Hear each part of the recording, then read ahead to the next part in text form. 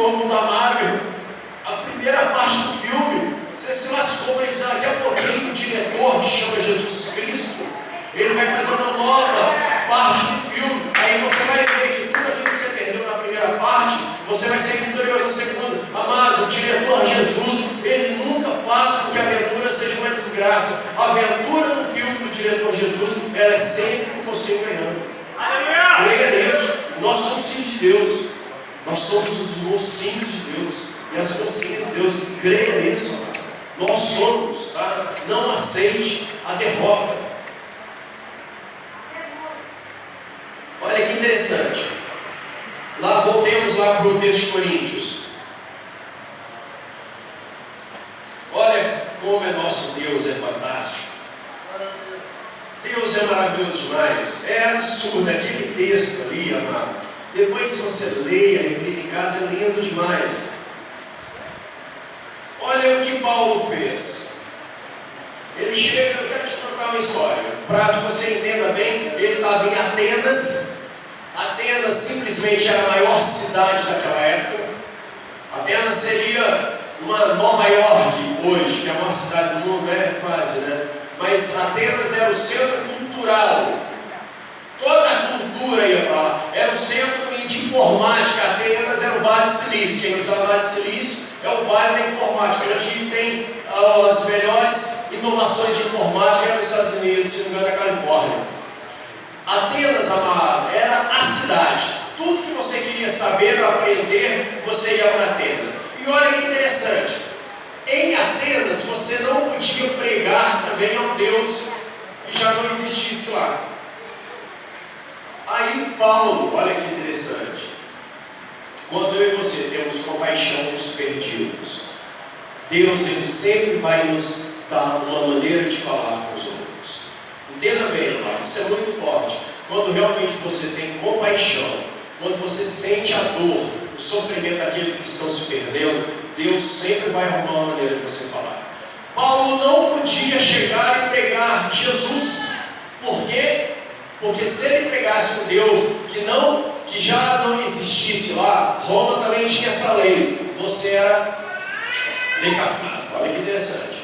Então, a hora que Paulo estava passando e viu lá ao Deus desconhecido, ele falou: essa é a minha oportunidade de falar de Jesus para aquele povo.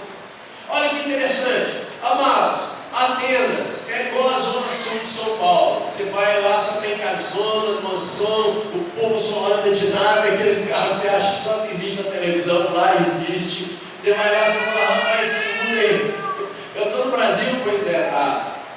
Atenas era assim, amado. Povo bonito, um povo rico, intelectualizado, mas não adianta nada. Eles tinham tudo e não tinham nada. Mas não adianta você ter tudo. Se você não tem Jesus, você não tem nada. Mas se você tem Jesus, te garanto, mesmo se você não tiver nada, você tem tudo. E Paulo viu, falou: rapaz, esse povo está perdidinho demais. Eles acham que eles têm tudo, que eles são os inteligentão, os bonitão, os sabidão, que eu vou mostrar para eles que eles estão perdidos. Sem Jesus Cristo, eles estão lascados, igual a pastora Evelyn de Deus. Aí ele foi lá para esse lugar chamado Areópago. Não, está bem lá atrás, está no 18, eu acho. Areópago, isso, Areópago, isso mesmo. Areópago era um teatro, onde os artistas se apresentavam, onde o tribunal da cidade acontecia, e levaram Paulo lá para falar. Então Paulo começou a falar para aquele pessoal, porque Paulo via, olha que interessante, eles eram acentuadamente religiosos. Ou seja, Paulo viu que eles estavam buscando a Deus, perfeito? Mas eles não estavam conseguindo achar. Isso é interessante. Paulo ficou com dó deles, falou: gente, esse povo está buscando a Deus em tudo quanto é lugar, está buscando a Deus em pedra, pau, em pessoas, e eles não estão conseguindo achar. E eu vou tentar mostrar o caminho para eles. Pode subir. Aí Paulo ele começou a falar. Agora tem um texto interessante. Pode subir mais ainda. Primeiro ele começa a falar de Deus. Que Deus, ele fez o mundo e tudo que nele existe. Deus fez o mundo, sendo ele Senhor do céu e da terra. E olha que interessante, Deus é Senhor do céu e da terra. E em Coríntios, o que ele fala que Ele nos dá todas as coisas. Deus te deu o céu, Deus também te deu a terra. Creia nessa verdade, amado. Creia nessa verdade. Aí ele chega mais no 25, ele fala que Deus não é servido por mãos humanas. Porque olha que interessante. Qual é o conceito das religiões?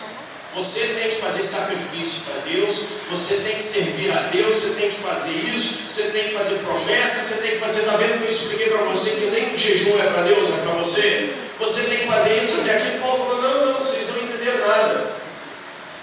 Não é você que faz alguma coisa para Deus, é Deus que faz para você. O que a palavra do Senhor fala? Desde a antiguidade nem se viu, nem com os olhos nem se viu, nem com os ouvidos se ouviu, um Deus além de ti. O que? Que trabalha para aqueles que nele esperam. Olha que interessante, um Deus que trabalha, mano. Se você acha que você vai fazer alguma coisa para Deus, você não entendeu nada ainda. Na verdade, quem faz as coisas para você é Deus. Você somente tem que adorá-lo. A partir do momento que você entender isso, se render, se entregar e entender que Deus é o teu oceano, filho, Deus é que vai fazer as coisas. Porque Deus, Ele te dá a vida, Ele te dá a respiração e tudo mais. O que é tudo mais? O teu tudo mais não sei, mais uma vez Ele falou sempre que é tudo mais. Deus te dá a vida, a respiração e tudo mais. Aí Ele sobe mais um pouquinho. Aí, agora o 27, olha que interessante. Para buscarem a Deus, porventura tateando. Essa palavra é fantástica. O que é tatear, amado? Quem tateando é porque está cego ou no quarto escuro, concorda comigo? O que é tatear? Tatear, a expressão tatear representa ou você está cego ou você está no quarto escuro. O que você vai fazendo? Tateando. Você vai tocando, tentando encontrar alguma coisa com a mão. E olha que interessante, a palavra do Senhor fala que o diabo fez, ele cegou o entendimento dos homens.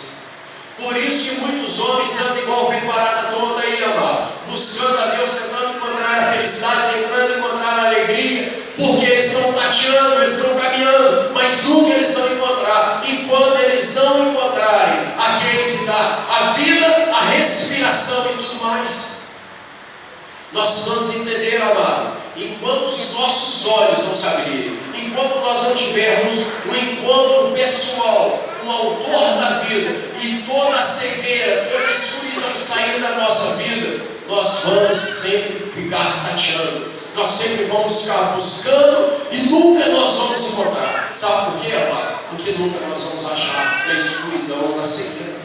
Entenda bem essa verdade. E olha que interessante, nós vamos entender que quando o Senhor, Ele abre os nossos olhos, Ele muda totalmente a nossa existência. Quando o Senhor, Ele abre os nossos olhos, Ele começa, olha a sequência do texto, Ele começa tudo aquilo, depois que Ele fala de tatear, aí que Ele mostra a revelação perfeita. Se realmente os meus olhos, seus olhos se abrirem, nós vamos entender que em Deus nós vivemos, movemos, existimos. Amado, nós vamos entender isso, porque Deus, Ele quer te dar uma vida de alegria e paz. Deus quer te dar uma vida de esperança. Deus não quer te dar uma vida de cegueira, não. Deus não quer te dar uma vida de dor, de sofrimento, de desgraça, não. Deus quer te dar uma vida de paz e de esperança. Sabe, os seus olhos, se você ainda não tem essa revelação, seus olhos têm que ser abertos. Porque como eu li em Coríntios, amado, tudo foi feito por amor de você, filho. Entenda bem, tudo foi feito por amor de você. Então entenda bem essa verdade. A última expressão que ele fala, existimos, existência. Nós vamos entender, aí já fala, olha que interessante, Deus fala de todos os aspectos do ser humano, da vida, da necessidade e do futuro. Existência fala do futuro, a existência fala, amado, que um dia, eu e você, nós vamos fechar nossos olhos e nós vamos encontrar o nosso Pai. Um dia nós vamos fechar os nossos olhos e aí sim a nossa verdadeira vida vai acontecer quando nós encontrarmos Jesus. Então você vê que Deus é um Deus completo. Se nós entendermos isso, Deus não vai deixar faltar nada na nossa vida. Deus quer, amado, mudar a nossa história esse ano. Eu tenho plena convicção. Mas nós vamos entender isso. Olha o 29. Sendo, pois, geração de Deus. Essa palavra geração, amado, geração vem da palavra genética. Olha que interessante. A Bíblia fala que Jesus Cristo, Ele é o unigênito de Deus. Ou seja, a Bíblia deixa bem claro que Jesus Cristo, Ele é o único que tem o gene e a genética de Deus. Perfeito? Só que interessante, Jesus Cristo, Ele transferiu toda aquela genética para nós. A palavra geração de Deus significa aqueles que têm a genética de Deus, o gene de Deus. E olha que interessante, quem é Deus? É Deus. E nós, seres humanos, simples, mortais, comedores de farinha, nós temos a genética de Deus, nós temos o gene de Deus. Ou seja, nós temos o mesmo poder, a mesma humanidade, a mesma vida de Deus. O problema, sabe qual é o grande problema? É que nós não conseguimos entender isso. E eu quero trazer isso mais ainda a revelação para você. Leia em 1 João 4,17.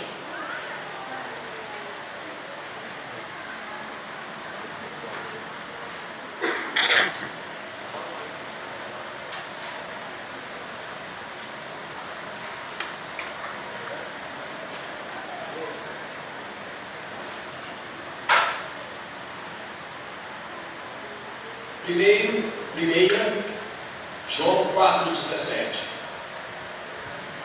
Nisto é em nós aperfeiçoado o amor, para que no dia do juízo, no dia da nossa existência final, mantenhamos confiança, pois, segundo Ele é, também nós somos neste mundo. Olha o texto, amado. Aqui está errado, tinha que ser Ele com letra maiúscula. Porque Ele ali está falando de Deus. E toda vez que a nossa Bíblia fala de Deus, Ele é letra maiúscula, mas algumas traduções trazem errado. Pois, não pode botar lá mesmo. Pois segundo Ele é. O texto não fala, o verbo aqui não fala de nós seremos. O texto declara, isso é presente do indicativo, que como Ele é, nós somos neste mundo. Amado, sabe qual é o problema? É que nós não acreditamos nisso. Concorda comigo? O grande problema é que nós não acreditamos na palavra de Deus. Se nós acreditarmos verdadeiramente na palavra de Deus, só esse texto mudaria completamente a tua vida e a minha vida. Concorda comigo? Amém. Se realmente nós tivéssemos a fé, crescemos mesmo, esse texto mudaria a nossa vida. O que esse texto está falando, amado? Que como é Deus, nós somos nessa terra. O que é impossível para Deus? O que Deus não pode fazer? Que porta que Deus não pode abrir? Que inimigo que Deus não pode vencer? O que Deus não pode fazer, amado? O problema é esse aqui, realmente, infelizmente, Deus tem que considerar a gente não tem fé para crer e viver. Mas o que Deus quer, amado? A loucura do Evangelho, a Bíblia fala que o Evangelho é loucura. O Evangelho é loucura. A loucura do Evangelho é crer nessas doideiras que Deus fala, que nós somos iguais a Deus. Por quê? Porque nós somos geração de Deus, porque nós temos o gene, a genética de Deus. Agora, olha o grande sentido. Nós somos iguais a Deus neste mundo, tanto no sentido negativo, como assim sentido negativo? Sentido negativo querendo falar coisas mais difíceis. Santidade. Será que eu e você temos buscado andar em santidade como Jesus buscava? Porque, amado, você vê que Jesus, Ele andava com os pecadores, mas Ele não era um pecador. Jesus, Ele ia comer com o pessoal que tomava uma cachaçinha, que fumava um baseadinho, mas Jesus nunca tomou cachaça, nem fumava baseado, não.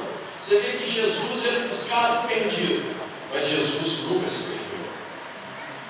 O problema é isso, porque muitas vezes nós vamos buscar o perdido e nos perdemos, isso é triste. Então, se você for se perder, segura as mãos, nem vai buscar o perdido por enquanto. Até para buscar o perdido, a gente tem que estar forte, amado. sabe? Porque senão a gente vai buscar no perdido e a gente se perde.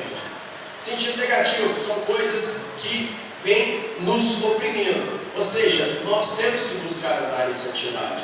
Nós temos que buscar andar em verdade. Nós temos que buscar andar em honestidade. Nós temos que buscar e andar em obediência a Deus. Entenda bem, a graça não anula a obediência, mano. Entenda bem, a graça não anula a obediência.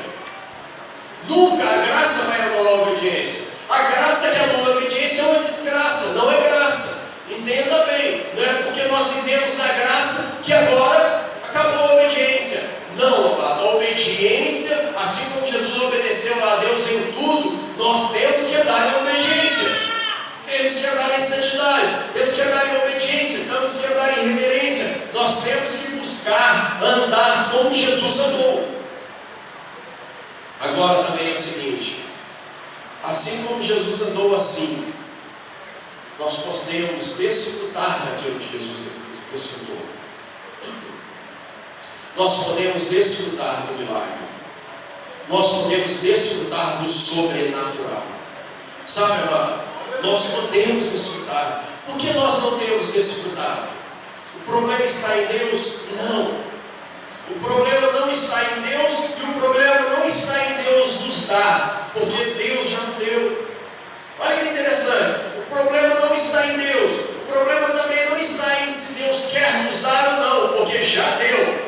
O problema está em nós, que não sabemos tomar posse, que não sabemos usufruir de tudo aquilo que Deus tem para nós, amado. Eu estava lendo a respeito de um homem que eu fiquei assustado.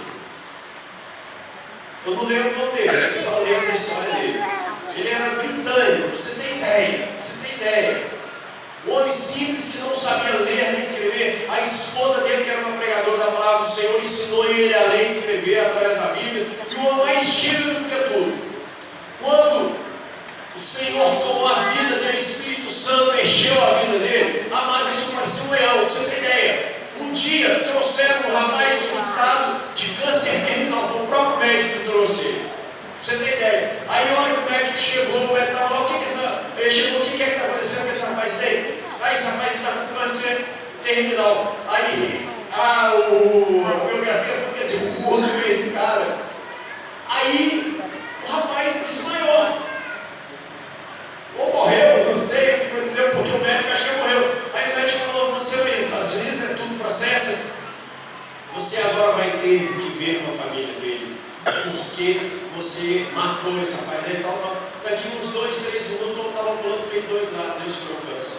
Foi uma mulher aleijada, esse daí foi engraçado. Uma mulher aleijada, ela entrou, aí ele foi atrás dela. Aí ele corre, cadê? A mulher saiu correndo. Consta, tá? Parece que são 17 ressuscitamentos. Tá? Consta, não é isso aí, talvez não. 17 ressuscitamentos. Amados, eu acho que esse homem entendia esse texto. Eu acho que ele entendia esse texto. Alguns biógrafos falam que foram 23, mas o que consta que é certeza foram 17 ressuscitamentos. Amados, o que eu já vi de homens de Deus falando que todo enterro vai, põe a mão lá nesse livro, fala em nome de Jesus, levanta e anda, fala baixinho, para que ninguém escute. O que eu já ouvi o homem de Deus falando, não tinha como ver. Esse homem só ele, 17 ressuscitamentos. Ele entendeu. Depois que ele foi tomado pela presença de Deus, ele entendeu que ele era a própria representação de Deus nessa terra. Amados, olha que profundo. Efésios fala que Deus é que Jesus é a expressão exata de Deus, perfeito? Que Jesus é a plenitude de Deus. E sabe o que o próprio texto em seguida fala? E que a igreja é a plenitude de Deus. Vai acompanhar a sequência. Deus representa Jesus, representa Deus, está em Deus, Deus dele, e a igreja representa Jesus. Então nisso aí, nós somos Jesus, estamos em Deus, e todo mundo tem em todo mundo, amado. Nós somos a expressão de Deus nessa terra. O problema, amado, é que infelizmente nós precisamos Que Deus nos dê graça para que nós possamos entender um pouco disso e começamos a viver isso. Sabe? É aquilo que eu falei. Deus quer te dar uma boa aventura. A palavra do Senhor fala que Deus quer que nós caminhemos de fé em fé, glória, glória, vitória, vitória. Não de derrota em derrota, desgraça em desgraça. Nós temos que mudar o foco da nossa vida, para que nós vejamos Deus e sejamos como Deus e possamos fazer a obra que Deus fez nessa terra e ver o lugar que Deus fez. Eu quero só compartilhar com vocês uma coisa. Quando eu li esse texto, quando esse texto já começou a encher meu coração esses dias, que em Deus nós vivemos, em Deus existimos, caminhamos, nos movemos, em Deus existimos. Deus ele tem começado a fazer e a mudar algumas coisas na nossa vida. Só para dar um exemplo, a gente vai mudar de casa, não tinha que morar numa casa, mudar para uma da casa, né? Só que eu estou pegando um problema no meu nome, eu estou devendo para o governo, não estou devendo para nenhuma pessoa normal. Se eu tiver, aí alguém me procura, na verdade, eu estou devendo R$6 para minha família, você acredita? Aí fala, eu estou devendo R$6. Ó, Deus trouxe a memória outra dívida. Estou devendo R$6 para minha família. Que foi o dia que a irmã falou para comprar um negócio lá e estava sem dinheiro, por isso que eu não gosto de comprar sem dinheiro, depois eu acabo esquecendo. Aí, para alugar uma casa, eu falei, como você alugar com o nome sujo?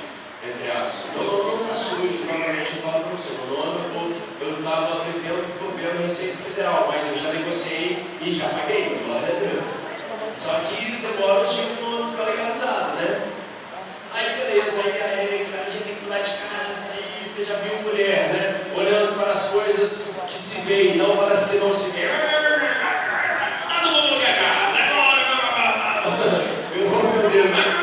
Aí chegou um dia que eu falei com ela, já estava no quarto, eu falei, amor, eu sei quem é meu pai é Deus. E eu sei que meu pai me deixou.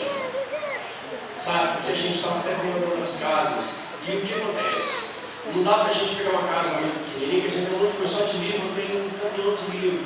Não tinha lugar para colocar meus livros, gente. Não tinha lugar para colocar meus livros. Eu falei, ai meu Deus, eu até brincando, falei, Deus, não, sem lugar para colocar meus livros, não dá. Não dá. Eu não vou desfazer do meu livro nem no pau. Eu tenho um monte de livro lá, nunca li a maioria, entendeu? Mas eles estão lá. Um dia eu consigo ler todos. Minha esposa brinca, toda vez que eu viajo, eu chego com uma pacote de livro. Aí já vem de novo. Um dia eu lembro. Aí eu falei, não, Senhor, eu quero uma casa desse jeito, desse jeito. Amado, aí esse dia ela falando, não, teu nome está sujo, o meu também, porque ela também está devendo. Porque é aquele negócio, né? Não adianta desesperar, isso já está falando com o irmão, não adianta desesperar. Tem tempo para todas as coisas. Ela está fazendo faculdade, ela estava gastando muito, e não deu para eu regularizar o nome para a Receita Federal. Agora, graças a Deus, deu, porque eu vou legalizar tudo. Então, eu estava em paz, entendeu? Mas entender que o governo, mano, outras piores coisas dele. Ele acaba com você, ele te manda teu nome, SPC, Serasa, ele coloca o governo é cuidar das pessoas, Deus o livre.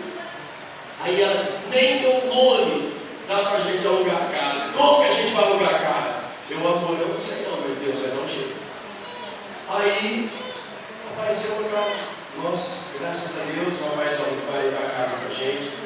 E é uma pessoa que já nos conhece, sabe, nós nunca devemos R$1 para ele. A casinha tá, a gente vai assinar um contrato segunda-feira. Sabe, a gente precisa entender esse ano que, como o Ana está falando, nós veremos coisas diferentes. Amém, Jesus. Glória a Deus. Entender que como Ele é, nós somos nessa terra. Você vai ver, você vai fazer, você vai provar de coisas maiores. Tem um texto que a Bíblia fala que é muito triste, que a mulher, Jesus estava falando dos cães, e Jesus estava falando dos milagres, e a mulher, sabe o que a mulher falou? Olha, Senhor, os cães comem das migalhas que caem das mesas dos seus servidores. Sabe o que Jesus fez? Ela pediu só migalha. Jesus falou, pode ir, mulher, porque o milagre já está escondido. Mas as migalhas são para os cães. O filho é o banquete. Glória Glória a contenta Deus. com migalha não, filho. Você não é pão não. Não contenta esse ano com migalha. Você não é pão. Você é filho. O milagre é o filho. As coisas maiores são os filhos.